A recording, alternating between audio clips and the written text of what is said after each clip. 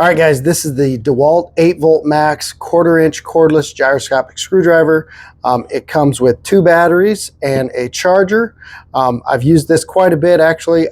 I like this thing for doors, especially when I'm putting in locks, things like that. It's really easy to use. I usually have a longer bit, but it's really easy to use. Basically, you can either use it like this, and again, all we're going to do is push this down, push that button down and turn it to the right or turn it to the left to unscrew or screw things in.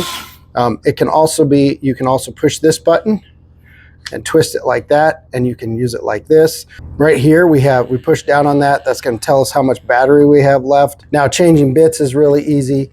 Again, it's going to be like an impact wrench. We just pull this out, put our bit in like that, let it slide back and it locks. We also have a clutch on here. 15-speed clutch, so if you want to stop this and not over tighten a screw, you can. I use it mainly for putting things together, so if I'm putting furniture together or if I'm putting a door handle in, I like this thing a lot because it's easy to use. I don't have to get a big drill out. Something that doesn't need a lot of power. It's a lightweight, versatile, functional tool that's just great for small projects. I would definitely recommend this to anyone.